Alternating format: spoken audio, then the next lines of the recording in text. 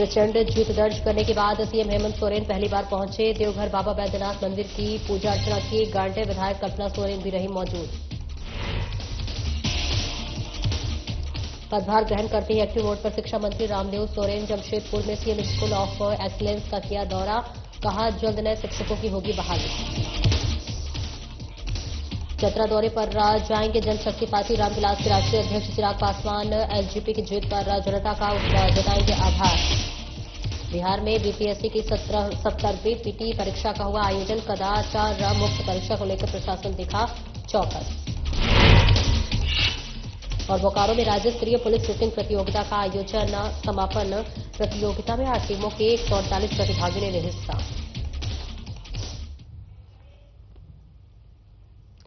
नमस्कार, स्वागत है आपका और मैं हूं आपके साथ सपना दीपक मल्लेशिया। बुलेटिन का आगाज करेंगे। मुख्यमंत्री हेमंत सोरेन शपथ ग्रहण करने के बाद पहली बार राजधानी में बाहर का दौरा किया और रात देवघर के बाबा बैद्यनाथ मंदिर पहुंचे, जहां सर्वप्रथम देवघर एयरपोर्ट पर लैंड करने के बाद उन्हें गार्ड ऑफ ऑनर दिया गया। उसके बाद सड़क मार्ग से मुख्यमंत्री बाबा बैद्यनाथ मंदिर पहुंचे, जहां कड़ी सुरक्षा व्यवस्था के बीच बाबा बैद्यनाथ मंदिर के गर्भगृह ने प्रवेश कराया गया, जहां मंडाला खंड में संकल्प करने के बाद षोडशोपचार विधि विधान से मुख्यमंत्री हेमंत सोरेन और उनकी पत्नी कल्पना सोरेन को बाबा बैद्यनाथ का पूजा कराया गया। जिसके बाद गर्भगृह से निकालने के बाद मुख्यमंत्री हेमंत सोरेन माता पार्वती दरबार में माथा टेके और जिसके बाद दुमका के बाबा वासुकीनाथ के लिए रवाना हुए। मुख्यमंत्री हेमंत सोरेन ने कहा कि राज्य की सुख शांति समृद्धि के कल्याण के लिए बाबा बैजनाथ से सामना की है। राज्यवासियों के चेहरे पर मुस्कान हो, अमन चैन शांति बनी रहे राज्य में और सब राज्य के सभी लोग मिलजुल कर इस राज्य को आगे बढ़ाएं, इस राज्य को सर्वांगीण विकास के पथ पर आगे बढ़ाएं। इसमें मुझे सभी कॉरिडोर सर कॉरिडोर सहयोग चाहिए होगा, क्योंकि सारी चीजें उन्हीं के लिए है, ये सरकार उन्हीं के लिए बनी है और हम चाहेंगे कि इस राज्य की जनता खुशहाल है। और वहीं झारखंड राज्य के शिक्षा मंत्री का पदभार ग्रहण करते ही मंत्री रामदास सोरेन एक्टिव मोड में नजर आ रहे हैं, जहां शुक्रवार को जमशेदपुर पूरे सदन में उन्होंने विभागीय पद अधिकारियों के साथ बैठक की, साथ ही गुणवत्ता युक्त शिक्षा छात्रों को मिले, इसको लेकर कई दिशा निर्देश दिए। इसके उपरांत उन्होंने साकचे स्थित सीएम स्कूल ऑफ एक्सीलेंस का दौरा भी किया।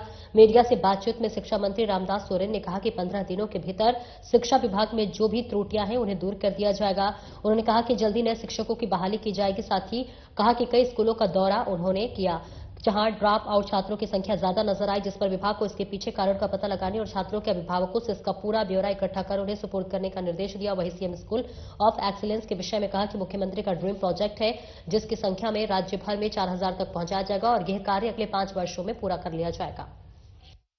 शहरी इलाका में अभी बायोमेट्रिक वाला निकल गया है अटेंडेंस के लिए, वो तो ठीक है, लेकिन अभी भी ग्रामीण अंचलों में कई स्कूलों में, सैकड़ों स्कूलों में इस तरह का व्यवस्था नहीं हुआ। वैसे स्कूल में यदि बच्चे लोग जब तक शिक्षक नहीं पहुंचता है बाहर में खेलते रहते हैं, क्योंकि हम लोग हर दिन गांव में जाते हैं, बच्चे से पूछते हैं, बोलता अभी मास्टर नहीं आए इसलिए हम लोग बाहर में हैं, और मास्टर 1 घंटा 1.5 घंटा बाद पहुंचता है। तो 1 घंटा 1.5 घंटा बाद पहुंचने पर एक तो बच्चे का पढ़ाई नुकसान हो रहा है, दूसरे तो 1-1.5 घंटा जो शिक्षक जो लेट कर रहे हैं उसका तो पैसा सरकार दे ही रहे हैं, अपना पेमेंट पूरा ले रहे हैं। अब बच्चा जो नहीं पढ़ रहा है 1-1.5 घंटा, ये हमारे इस क्षेत्र के गांव के बच्चे का नुकसान है। इसीलिए सारी चीजों पर हम बोला कड़ाई से इसको अब पालन करें, सरकार का जो भी नियम है। और झारखंड राज्य के शिक्षा मंत्री रामदास सोरेन घोड़ाबांधा स्थित शहीद निर्मल महतो उच्च विद्यालय मध्य विद्यालय का औचक निरीक्षण किया और इस दौरान उन्होंने छात्रों से पठन पाठन के बारे में विस्तार से जानकारी ली। साथ ही शिक्षा में सुधार लाने को लेकर प्रिंसिपल और तमाम स्कूलों के शिक्षकों को दिया कई दिशा निर्देश। और केंद्रीय मंत्री सहलोक जनशक्ति पार्टी रामविलास के राष्ट्रीय अध्यक्ष चिराग पासवान 14 दिसंबर को 1 दिवसीय दौरे पर चतरा पहुंचेंगे। इस दौरान वे चतरा कॉलेज के समीप स्थित मैदान के आयोजित पार्टी के पहले नव संकल्प महासभा अभिनंदन जो है सह मिलन समारोह में बतौर मुख्य अतिथि शिरकत करेंगे। कार्यालय के दौरान वे विगत विधानसभा चुनाव में एनडीए घटक दलों के सहयोग से चुनाव लड़ रहे एलजेपी रामविलास के इकलौते प्रत्याशी जनार्दन पासवान की प्रचंड जीत पर जनता का आभार जताते हुए नवनिर्वाचित विधायक का अभिनंदन करेंगे। साथ ही विभिन्न दलों के छोड़कर हजारों समर्थकों के साथ एलजेपी का दामन थामने जा रहे चतरा के चर्चित समाजसेवी प्रेमचंद सिंह उर्फ प्रेम सिंह का कार्यकर्ताओं संघ पार्टी से स्वागत करेंगे और इस बाबत एलजेपी रामविलास के झारखंड विधानसभा चुनाव के बाद चतरा में आयोजित होने वाले पहले संगठनात्मक कार्यक्रम को ऐतिहासिक बनाने की तैयारी में कार्यकर्ता जोरों शोरों से जुटे हुए और इस दौरान केंद्रीय प्रवक्ता सह प्रदेश सह प्रभारी ने कहा कि एलजेपी गठन के बाद हम एनडीए के साथियों के साथ 100% स्ट्राइक रेट के साथ आगे बढ़ रहे हैं। पैसे के खेल हुआ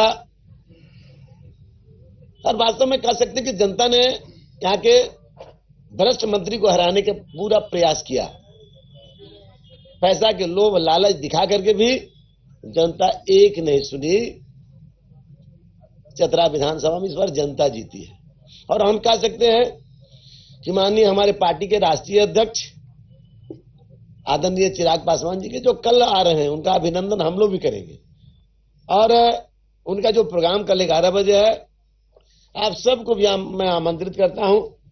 14 तारीख को झारखंड में और विशेष रूप से चतरा में चतरा की जनता के द्वारा एक प्रचंड जीत के उपरांत माननीय राष्ट्रीय अध्यक्ष जी और भारत सरकार में केंद्रीय मंत्री हमारे नेता लोक जनशक्ति पार्टी रामविलास के राष्ट्रीय अध्यक्ष श्री चिराग पासवान जी का आगमन 14 तारीख को चतरा की धरती पर प्रातः 11 बजे होने।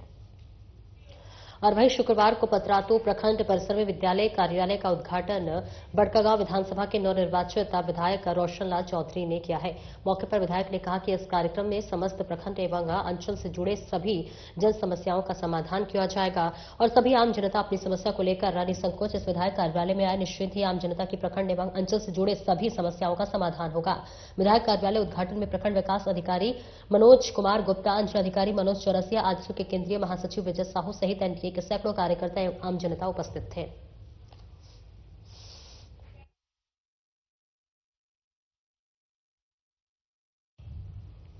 अरवी बोकारो विधायक श्वेता सिंह और चंदना कियारी के विधायक उमाकांत रजक ने चास प्रखंड कार्यालय के प्रखंड विकास पदाधिकारी सहित अन्य प्रखंड अधिकारियों के साथ एक महत्वपूर्ण बैठक की और इस बैठक में उन्होंने सरकार द्वारा चलाए जा रहे विभिन्न कल्याणकारी योजनाओं की समीक्षा की और उनके कार्यान्वयन की वर्तमान स्थिति का जायजा लिया, जहां पर विधायकों ने अधिकारियों को निर्देशित किया कि राज्य सरकार द्वारा संचालित योजनाओं को आम जनता तक पूर्ण रूप से पहुंचाना आवश्यक है। उन्होंने कहा कि जिन लोगों को विभिन्न योजनाओं का लाभ नहीं मिल पा रहा है उन्हें प्राथमिकता के आधार पर इन योजनाओं का लाभ उपलब्ध करवाना चाहिए। इस बैठक में योजनाओं के प्रभावी क्रियान्वयन को लेकर चर्चा की गई ताकि सरकार की कल्याणकारी नीतियों का वास्तविक लाभ समाज के अंतिम पायदान तक पहुंच सके। विधायक श्वेता सिंह ने कहा कि सरकारी योजनाओं का लाभ अनियोजित तरीके से नहीं बल्कि सुनियोजित और पारदर्शी तरीके से पहुंचना चाहिए जिससे गरीब एवं जरूरतमंद लोग लाभान्वित हो सके। बैठक में उपस्थित सभी अधिकारियों ने आगामी कार्य योजना पर सहमति व्यक्त की। क्षेत्र में पूरे विधानसभा में और पूरे क्षेत्र की बात करें तो जो भी लोगों को समस्या आती है, चाहे वो पीडीएस दुकान से हो, चाहे वो म्यूटेशन कराने का ये हो उसमें असुविधा हो रही हो, या फिर किसान को समस्या हो रही हो, उनके ऋण अगर किन लोगों का माफी नहीं हो पाया है या बिजली बिल लोगों का माफ नहीं हो पा रहा है, कहीं उनको भी समस्या आ रही है। हर क्षेत्र के लोग अभी हम लोग साथ में बैठे थे, उससे संबंधित पदाधिकारी साथ में बैठे हुए थे। उन लोगों को सख्त यही निर्देश दिया गया है कि एक रिपोर्ट हम लोगों को दें कि कितना काम हुआ है, कितना काम पेंडिंग है और अगर कहीं कोई दिक्कत है तो वो हमसे बताएं और हम लोग उस एक डेटा लेकर के और विधिवत हम लोग काम। और बिहार लोक सेवा आयोग बीपीएससी की 70वीं पीटी परीक्षा का आयोजन किया गया, जहां पर बिहार शरीफ के 20 परीक्षा केंद्रों पर कुल 14,088 परीक्षार्थी इसमें शामिल हुए, जहां जिला प्रशासन इस परीक्षा को कदाचार मुक्त, शांतिपूर्ण और व्यवस्थित रूप से संपन्न कराने को लेकर बिल्कुल मुस्तैद दिखे। परीक्षा केंद्रों पर कड़ी सुरक्षा व्यवस्था के तहत परीक्षार्थियों को बारकोडिंग स्कैनिंग के बाद ही प्रवेश दिया गया। सुबह 11 बजे के बाद किसी भी विद्यार्थी को केंद्र में प्रवेश की अनुमति नहीं दी गई। परीक्षा का आयोजन दोपहर 12 बजे से 2 बजे तक केवल एक पाली में हुआ। परीक्षा की निगरानी के लिए 40 स्टैटिक दंडाधिकारी सह प्रेक्षक तैनात किए गए थे और इसके अलावा 10 जोनल सह गश्ती दंडाधिकारी और 5 उड़नदस्ता दंडाधिकारी भी पूरी प्रक्रिया पर कड़ी नजर रख रहे थे। प्रशासन ने परीक्षा केंद्र पर शांति व्यवस्था बनाए रखने और किसी भी प्रकार की गड़बड़ी को रोकने के लिए पूरी मुस्तैदी दिखाई दी। परीक्षा में शामिल होने आए अभ्यर्थियों ने बताया कि नॉर्मलाइजेशन को लेकर पिछले दिनों हुए विवाद के कारण उनकी पढ़ाई प्रभावित हुई थी। इसके अलावा परीक्षा केंद्र भी काफी दूर किया गया और हालांकि व्यवस्था को लेकर उन्होंने कहा कि फिलहाल सब कुछ ठीक ठाक है। औरंगाबाद जिला दाऊदनगर से आया हूँ। काफी दिक्कतों का सामना करने के बाद आया हूँ मैं। किस चीज का परीक्षा हो रहा है? डीपीएससी का है। तो किस तरह से व्यवस्था किया गया है? व्यवस्था तो ऐसा है कि जो एडमिट कार्ड पे है उस सेंटर का नाम इस तरह से क्लियर नहीं किया गया है। बिहार टाउन हाई स्कूल है, आदर्श हाई स्कूल है, मैं पता नहीं चल रहा है। तो व्यवस्थाओं से आप खुश है कि नाराज हैं? नाराज है, बहुत नाराज है, बहुत परेशानी हुआ है। क्या कहना चाहेंगे सरकार से? कहना चाहेंगे कि जो सेंटर दूर दूर देता है उत्तर दक्षिण, उसको यहीं पर रखना चाहिए, पूरा पश्चिम नहीं करना चाहिए। पहले यहीं से बहुत अभ्यर्थी को जो है। और वहीं पतरातू प्रखंड के हेसला पंचायत स्थित पतरातू स्कूल ऑफ इकोनॉमिक्स की प्रिंसिपल वैशाखी गुड़ा ने कहा कि हमारे स्कूल में पिछले कई सालों से सिंसे विकास पाठक के द्वारा कस्बे का प्रशिक्षण स्कूल के बच्चों द्वारा दिया जा रहा है। मैंने नोटिस किया है कि जब से बच्चे कराटे की प्रैक्टिस कर रहे हैं उनका सर्वांगीण विकास हो रहा है। बच्चे फिजिकली तो फिट हो ही रहे हैं, साथ ही साथ मानसिक रूप से सुदृढ़ भी हो रहे हैं। उन्होंने आगे कहा कि व्यक्तिगत तौर पर यह मेरा मानना है कि आज के समय में कराटे बच्चों के लिए अत्यंत आवश्यक है। आज के परिवेश में कराटा एक ऐसा माध्यम है जो कि जिसके समय पर होने पर बच्चियां खुद ही सुरक्षा और असामाजिक तत्वों से निर्भरतापूर्वक सामना कर सकती हैं।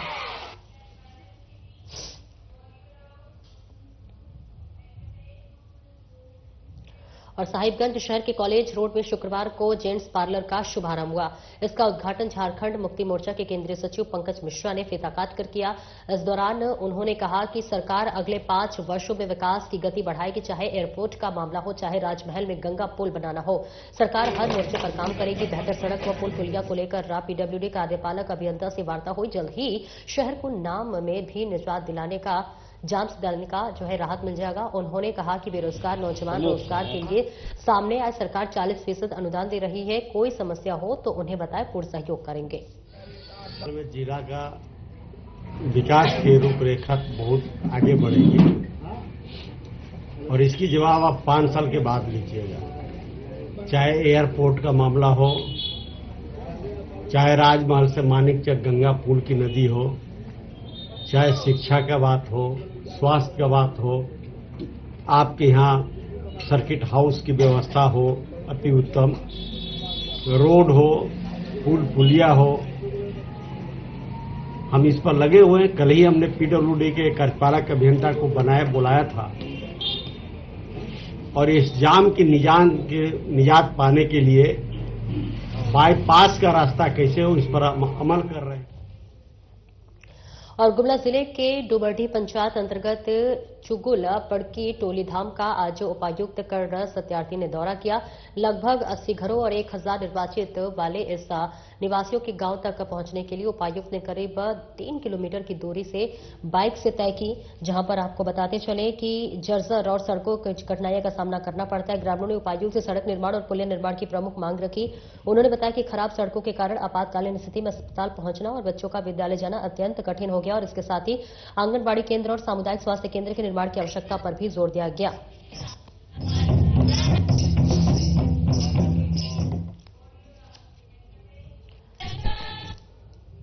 और झारखंड सरकार के द्वारा किसानों से धान खरीदी विलंब से शुरू करने के कारण काफी किसान जो है आर्थिक तंगी व मजदूरी के कारण अपना धान फसल बिचौलियों को औने पौने दामों में बेचने के विवश नजर आ रहे हैं।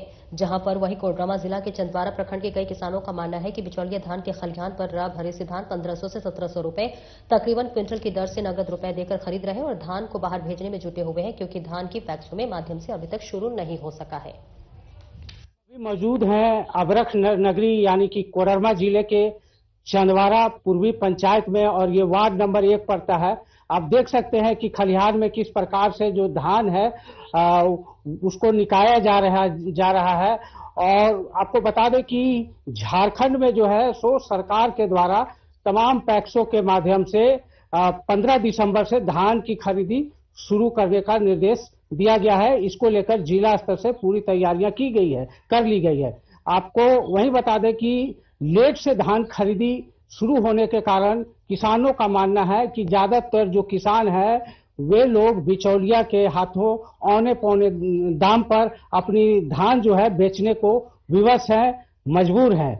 चूंकि किसान जो है सो जो कमजोर तबके के हैं उनके पास उतनी आर्थिक रूप से वे सशक्त नहीं होते हैं और कर्जा लेकर जब धान की बुआई करते हैं तो वो पैसा जो कर्ज लिए रहते हैं उनको चुकाने का काफी चिंता लगा हुआ रहता है, जिस कारण मजबूरी में जो महाजन का पैसा होता है उसे चुकाने के लिए वे लोग धान जैसे ही फसल कंप्लीट होता है धान फसल उसके बाद तुरंत जो बिचौलिया घूमते रहते हैं गाड़ी लेकर उन्हें 15 रुपए 17 रुपए की मूल्य के दर से उन्हें धान बेच देते हैं। वो अपनी मजबूरी में, चूंकि किसानों से जब हमने बात किया तो उन्होंने कहा कि हमें शौक नहीं है बाबूजी धान बेचने का, पर क्या करें मजबूरी है हमारे साथ, बच्चों को पढ़ाना है लिखाना है, साथ ही सारा जो घर का खर्च है उसी से चलता है हमारा, जिसके कारण पैसे की जो है पैक्सों में विलंब से पेमेंट का भी एक उन्होंने बताया कारण, जिसके कारण पैक्स में धान नहीं देते हैं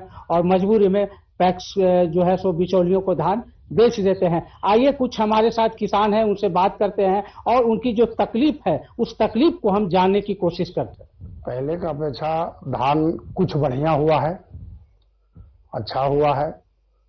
अगली बार तो धान थोड़ा 50% पानी का समस्या से धान नहीं हो पाया और कुछ चला उला के रोग लगाया तो कुछ धान बढ़िया, मतलब 25% हुआ धान अगले बार, और इस बार 75% हुआ है। तो इस बार पहले का अपेक्षा धान कुछ बढ़िया हुआ है, अच्छा हुआ है। अगली बार तो धान थोड़ा 50% पानी का समस्या, पिछले साल की तुलना में इस बार तो अच्छा ही हुई है। तो पैक्स में धान वगैरह जा रहा है लोगों का?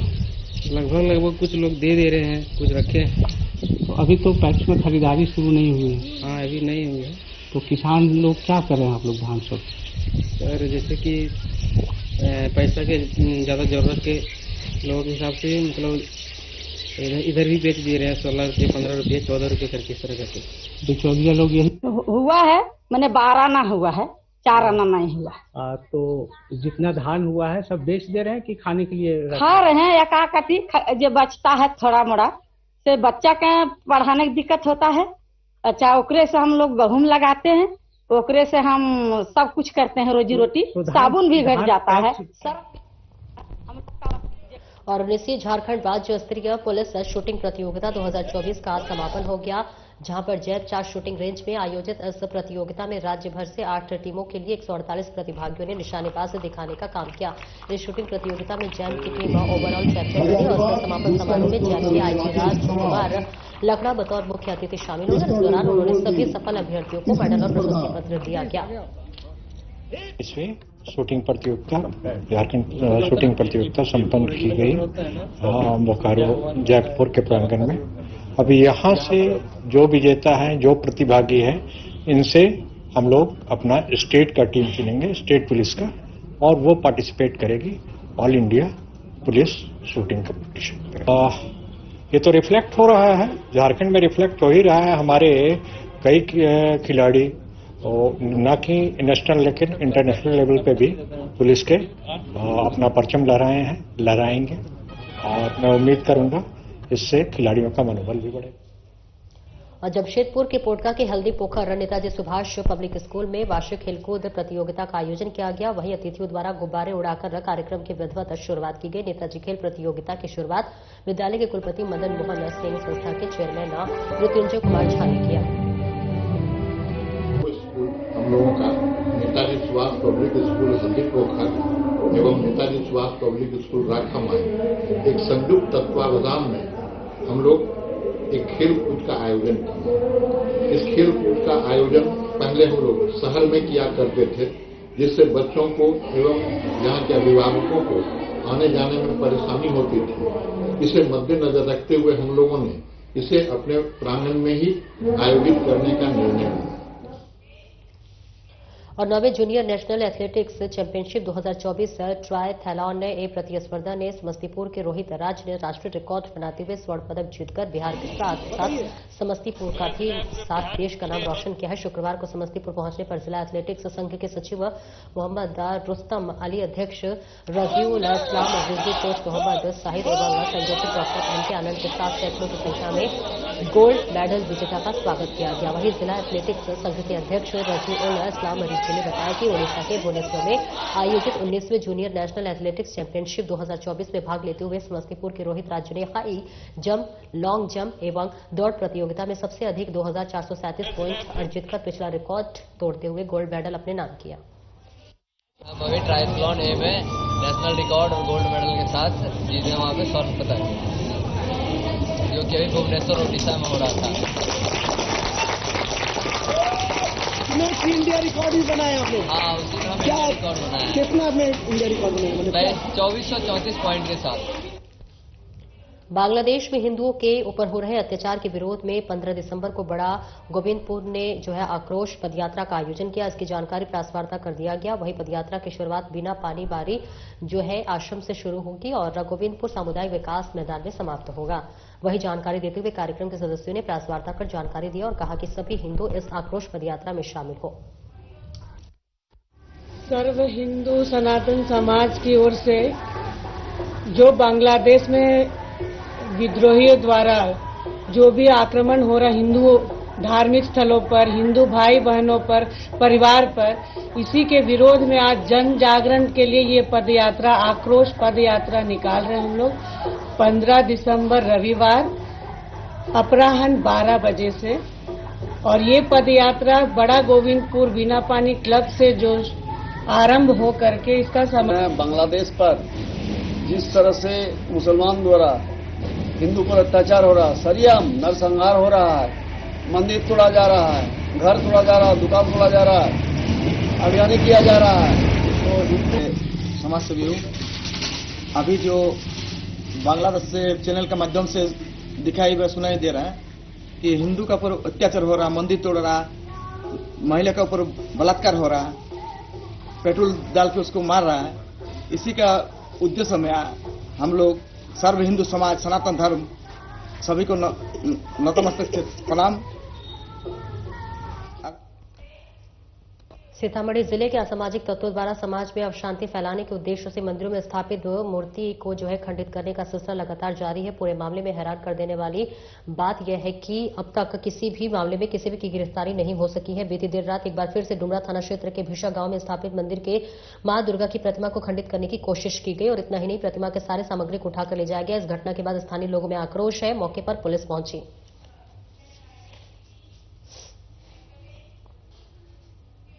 अगली खबर समस्तीपुर से है, जहां पर एक सीमेंट फैक्ट्री में एक मजदूर की ट्रक से दबने से दर्दनाक मौत हो गई। मजदूर झारखंड का रहने वाला बताया जा रहा है। वहीं पुलिस घटनास्थल पर पहुंचकर मामले की छानबीन में जुटी हुई थी। अचानक बड़ा काम कर रहे मजदूर और ग्रामीणों की फैक्ट्री पर तोड़फोड़ करना शुरू कर दिया और पुलिस पर हमला बोल दिया, जिससे कि कई पुलिसकर्मी घायल हो गए। लड़का है 18 से 20 साल का लड़का है। इसको सड़क में चपा गया, खैर चपा गया, तो होने जो होना था हो गया।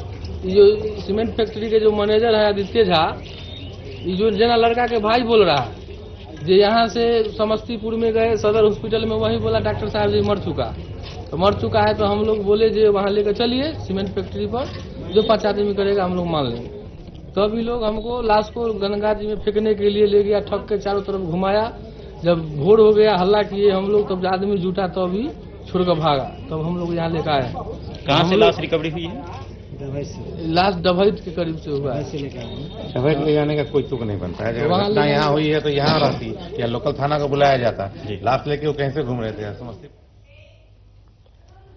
और वहीं 5 दिसंबर की जामताड़ा जिला के सदर थाना क्षेत्र के सोनबाद से अगवा युवक मामले को लेकर पुलिस ने प्रेस कॉन्फ्रेंस की है और एसपी जामताड़ा डॉक्टर पहतशाम वाकारीब के द्वारा प्रेस कॉन्फ्रेंस कर मामले की जानकारी देते हुए बताया गया है कि 5 दिसंबर को उत्तम नाग नामक युवक को सोनबाग से अगवा करने के मामले में 4 आरोपियों को गिरफ्तार किया गया था। 2 फरार हो गए। वहीं गिरफ्तार अपराधियों ने एक डकैती करने की योजना बना रहे थे। गिरफ्तार अभियुक्त आजाद अंसारी उर्फ नुनवा के विरुद्ध गिरिडीह के बेंगाबाद मार्गो मुंडा अहिल्यापुर थाने में कई आपराधिक मामले दर्ज है। वर्तमान में नरायणपुर मार्गो मुंडा और वही तारा टांड अहिल्यापुर गांधी पथरौला थाना के कई कांडों में वांछित है। गिरफ्तार चारों अभियुक्तों के पास से लोडेड देसी पिस्टल, 3 जिंदा कारतूस, 4 मोबाइल बरामद हुआ। घटना हुई थी सोनबाग में। उत्तम नाग को कोशिश किया गया था, लेकिन पुलिस की तत्परता की वजह से उसको रात 1 बजे तक बरामद कर लिया गया, जिसमें हमारे एसडीपीओ साहब भी लीड कर रहे थे। और उसने जो आजाद अंसारी है उसने कुछ उस अपराध में भी अपना नैतिकता बताया है, जिससे आगे अनुसंधान जारी है। सोनबाग वाला क्या मामला था सर, क्यों बताएं? सोनबाग में घटना में उत्तम नाग करके एक व्यक्ति है, जिनको 4-5 लोग आए थे गाड़ी से और उनको पिस्टल का भाई दिखा के उनसे लूटपाट करने की कोशिश कर रहे थे। उनको गाड़ी में बैठाया गया, फिर पुलिस की तत्परता से उसको आगे जाकर।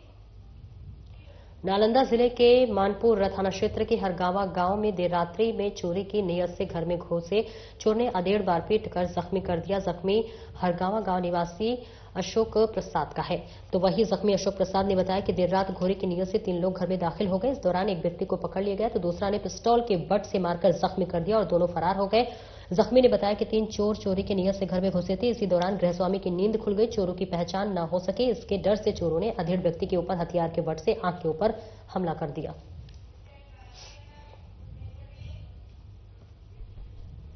फिलहाल इस बुलेटिन में इतना ही। दीजिए इजाजत। नमस्कार।